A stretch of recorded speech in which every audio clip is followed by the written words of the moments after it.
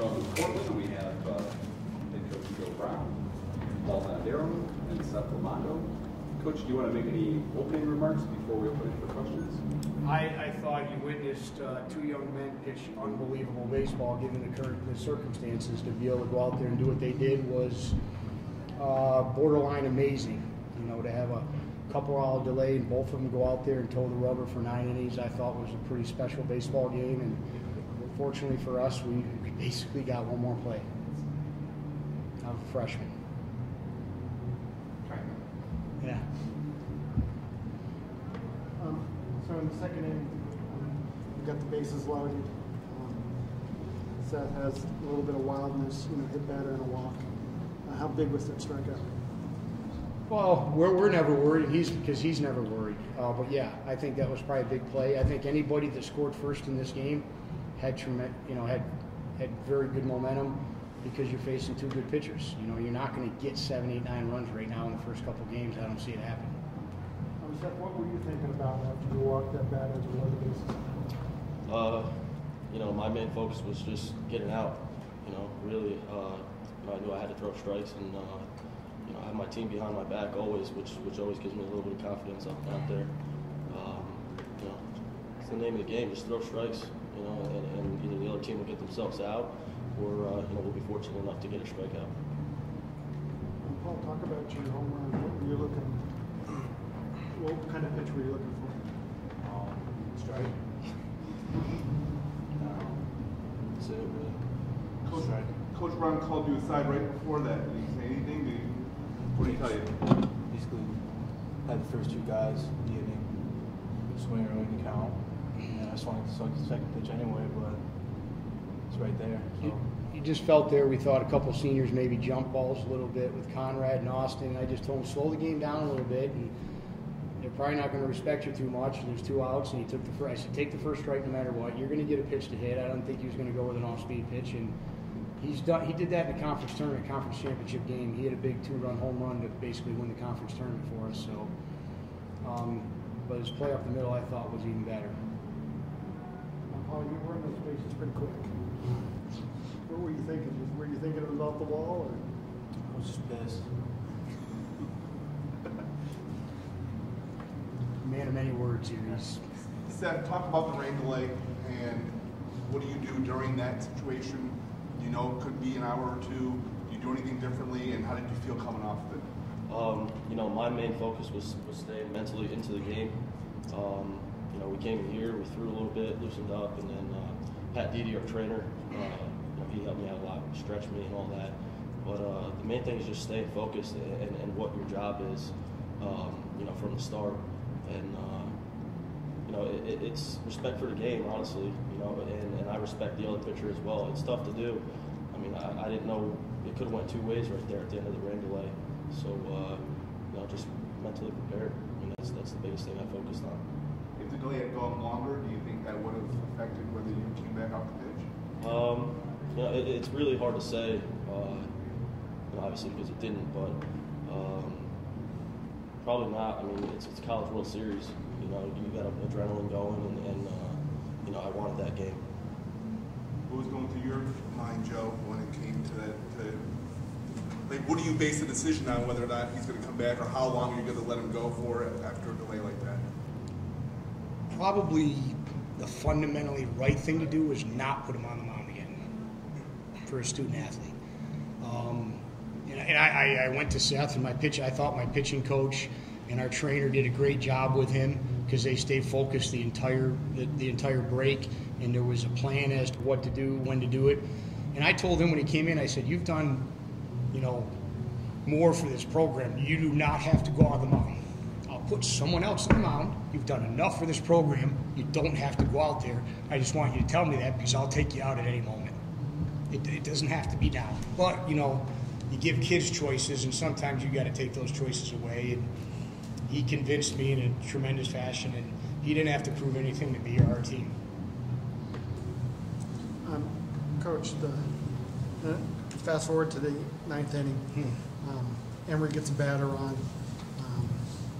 The catcher's unable to sit there and moving forward on a sacrifice. How big was that double play? Yeah, I thought it was Austin, and we almost pinch ran for Austin because he's dealing with some issues, and we chose not to for defensive reasons. And, not that our other young man couldn't have made that play, but Austin's an exceptional first baseman. I thought Seth's job today holding their running game was paramount because they're an exceptionally good running team, and they didn't give many good looks, and you knew that they wanted to run there late, and I thought he did a good job. I thought our catcher and our pitcher and our pitching coach did a great job today. We didn't do any, I didn't score any runs. All right, thank you, gentlemen. Good luck tomorrow. What's your major? Physical education. Congratulations. Thank you, sir. What you told me is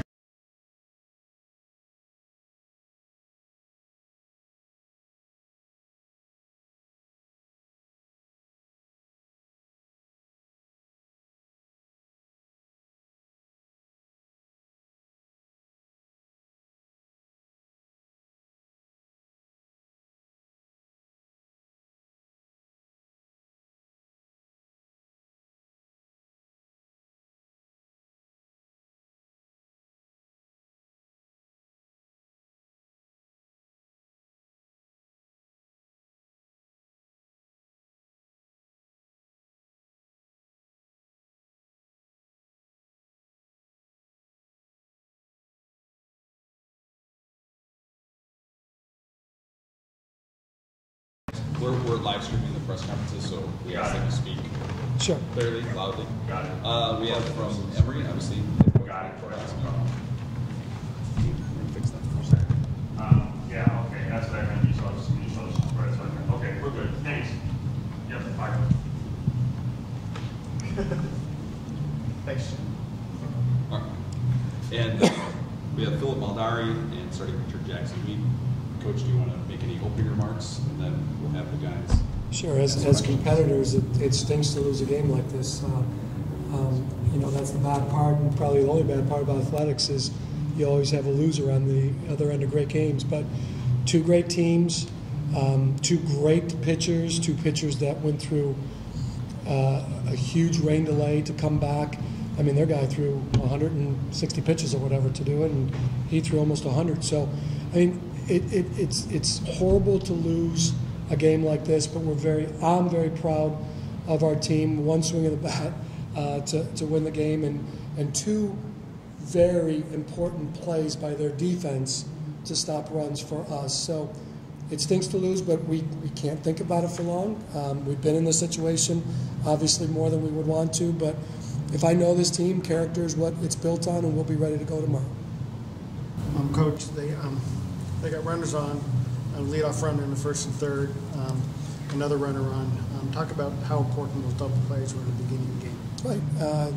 Obviously, it starts with a great pitch, and Jackson, when his sinker is working, he's going to get induced ground balls. So it starts with a pitcher being able to get ground balls first of all, and then when you get them, you got to turn them. And our middle infielders turned three great double plays, and like I said, we played well.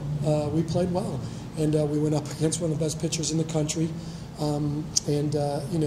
he threw a great game. But it starts with the pitcher first, and then our middle infielders did their jobs.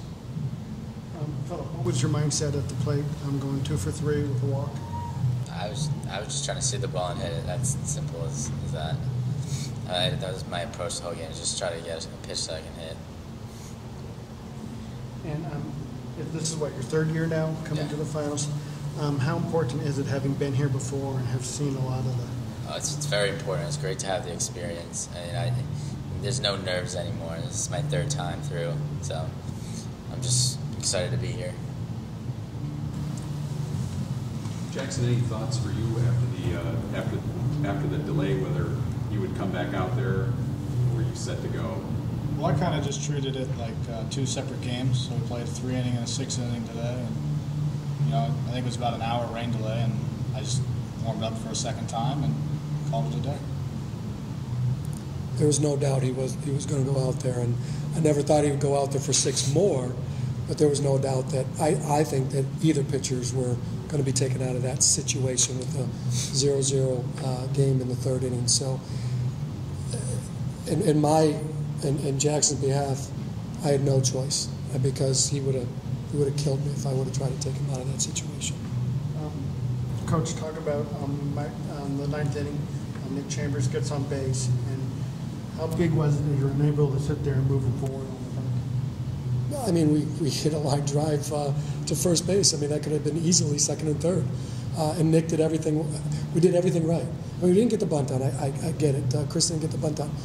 But then he rebooted and he hit a line drive out. And that's the only place that I will give it to the base runner to get doubled up as first base, because you can't do anything. You have to get a good lead, and you have to get a great secondary to be able to move up to third base. So we did everything right. Chris put the ball in play hard, and Nick did a great job by getting a secondary lead. He almost got back there. So again, Chris could have put that bunt down to move him over, but he after he didn't do it, he did his job, and it could have been easily second and third with no outs, where we're looking to maybe not only tie that game, but win that game.